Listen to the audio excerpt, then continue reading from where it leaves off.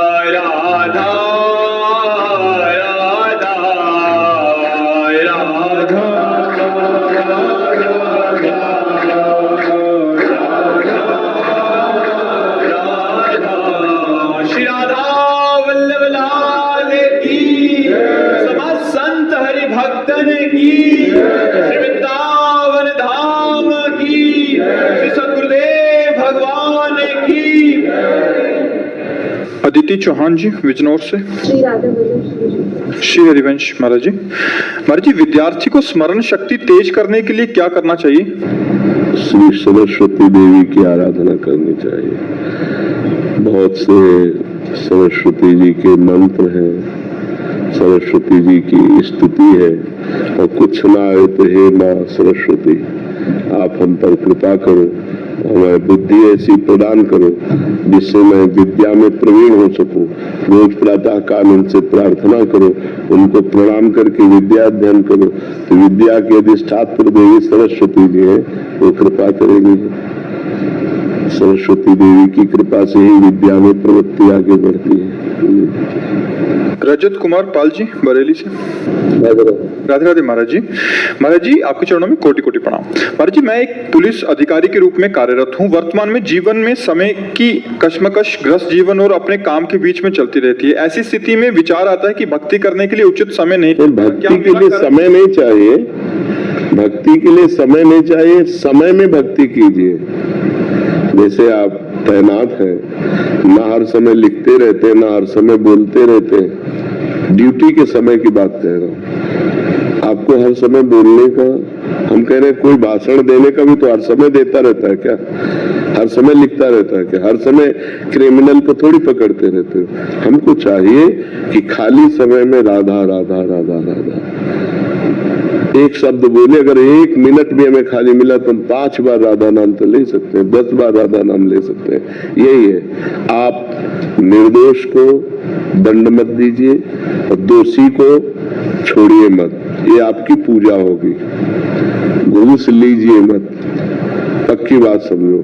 अगर घूस लेकर के दोषी को मुक्त कर दिया और निर्दोष को फंसा लिया, तुम्हारी दुर्गति पक्की है। तुम्हारी का मतलब कोई भी पदाधिकारी किसी भी डिपार्टमेंट का, यदि वो अपने अधिकार में धोखा करता है, अपने, अब जैसे डॉक्टर है, अब उसने पैसा तो ले लिया और अपनी पूरी योग्यता मरीज पर नहीं दिखाई, तो ठीक नहीं है। प्रमाद स्थिति ठीक है। वकील है, पैसा तो ले लिया, दोषी का पक्ष लेकर निर्दोष को फंसा दिया और दोषी को मुक्त।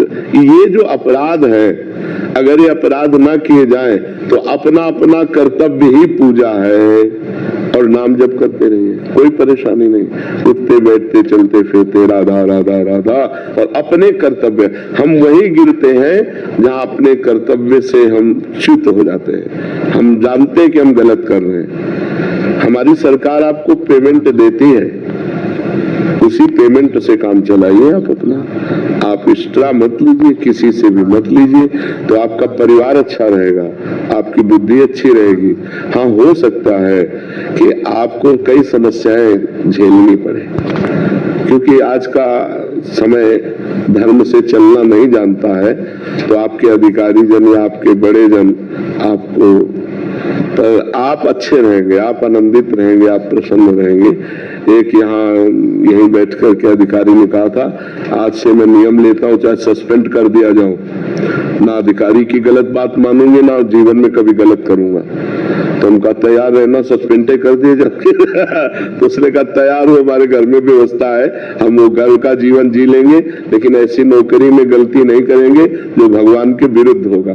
तो बात सही है, यदि आप सही चलने की कोशिश करोगे तो हो सकता है आपके विरोधी खड़े हो जाए, पर भगवान आपका सहयोग करेंगे।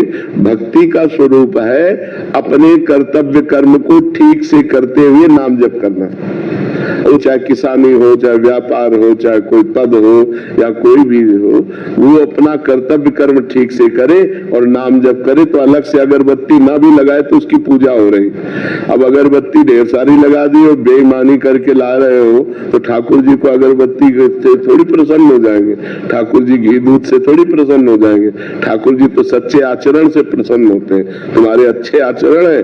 अब एक आदमी निर्दोष है, उसको बहुत पीटा गया और दंड दिया गया और सजा दे दी गई, अब वो जो रो रहा है उसके आंसू तुम्हें भारी पड़ेंगे। उसके आंसू जो है तो तुम्हारे परिवार वालों को, तुम्हारे को वो ऐसे फंसाएंगे, ऐसे क्लेश देंगे कि जीवन भर रोना पड़ेगा। इसलिए दुखिया को न सताइए, दुखिया देगा रोए, और जब दुखिया के मुखिया सुने तब तेरी गति का हो। इसलिए बहुत धर्म से चले।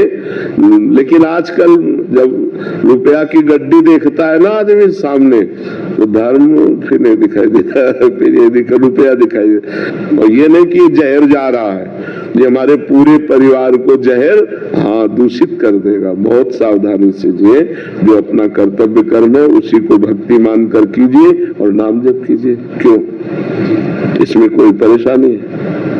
बस अपने कर्तव्य का पालन कीजिए। मुस्कान जी वृंदावन से।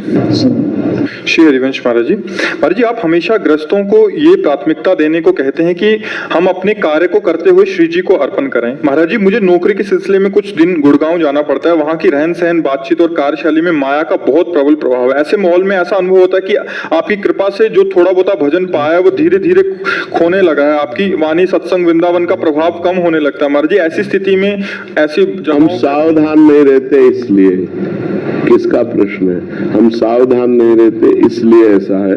नहीं तो हमें तो लगता है कैसी भी परिस्थिति हो, यदि हम आंतरिक चिंतन में है तो हमें तुम फिल्म की टाकीज में भी बैठा लो तो अपने ही चिंतन में रहेंगे। हमारे चिंतन को फिल्म की टाकीज नहीं बदल सकती, समाज नहीं बदल सकता। हमारा जो आंतरिक चिंतन चल रहा है उसको समाज कैसे बदल? हम प्रभावित हो जाते हैं, हम प्रभावित हो जाते हैं, तब हमारे ऊपर कोई प्रभाव पड़ता है। हम प्रभावित ना हो तो कोई प्रभाव नहीं पड़ेगा। तो यदि हम राधा अंदर से बोला, फिर आपसे बातचीत की, भले संसारिक बातचीत की, और फिर अंत में बोला राधा और पूरा समर्पित कर दिया, तो भजन ही माना जाएगा। क्योंकि संसार भी तो भगवान का ही बनाया हुआ है। अब हमको व्यापार संबंधी, नौकरी संबंधी वार्ता करनी है, तो भगवत वार्ता तो है नहीं, तो अंदर से बोला राधा और फिर बातचीत की, और जब समाप्त हुई तो फिर बोला राधा और पूरा श्री जी को समर्पित कर दिया। फिर देखो आपका भजन कभी बाधित नहीं होगा। आप हर व्यवहार, किसी से भी व्यवहार करें, पहले उसमें भगवान को देखें, मेरे राधा वल्लभ लाल इसमें विराजमान, फिर व्यवहार कीजिए और उस व्यवहार को प्रभु को समर्पित कर दीजिए। देखिए तो आनंद आ जाएगा। अब हर समय अध्यात्म में रहना है आपको, व्यवहार करते हुए भी अध्यात्म में रहना है। जैसे सिद्ध पुरुष होता है, अध्यात्म में पूर्ण परिपक्व रहकर व्यवहार में उतरता है, हर कार्य व्यवहार के करता है, लेकिन व्यवहार छू नहीं जाता क्योंकि अध्यात्म में रहता है। अब अध्यात्म छोड़ दिया तो व्यवहार तो घसीट ही लेगा, फिर आपका नाम जप, फिर आपका चिंतन, फिर आपकी शरणागति, ये सब बाधित होने लगेगी। इसलिए अध्यात्म में रहते हुए व्यवहार में जाइए। गुरु, राम राम जपने से राम जी मिल जाएंगे? मिल जाएंगे, खूब जपो। अहंकार कैसे नष्ट होगा? उसी से हो जाएगा। दवा खा ले जाओ, इसी से सब ठीक हो जाएगा। जाएगा। जो राम राम कहना नहीं जानते तो जब मरा मरा रटे तो ब्रह्म ऋषि हो गए, तो सब अभिमान नष्ट हो गए, सब विकार नष्ट हो गए, सब पाप नष्ट हो गए, सब बुद्धि ठीक हो गई और उन्होंने वाल्मीकि रामायण की रचना की। ब्रह्मर्षि वाल्मीकि कहलाए कि नहीं कहलाए? इसलिए हम राम राम रटे। आप एक बार कह दीजिए राम राम। राम राम राम राम जपो। प्रकाश शिंदे जी महाराष्ट्र से। रामकृष्ण। महाराज जी जय जय रामकृष्ण हरि। महाराज जी दंडवत प्रणाम। महाराज जी पवित्र शरीर अपवित्र कैसे होता है और अपवित्र शरीर फिर पवित्र कैसे होता है?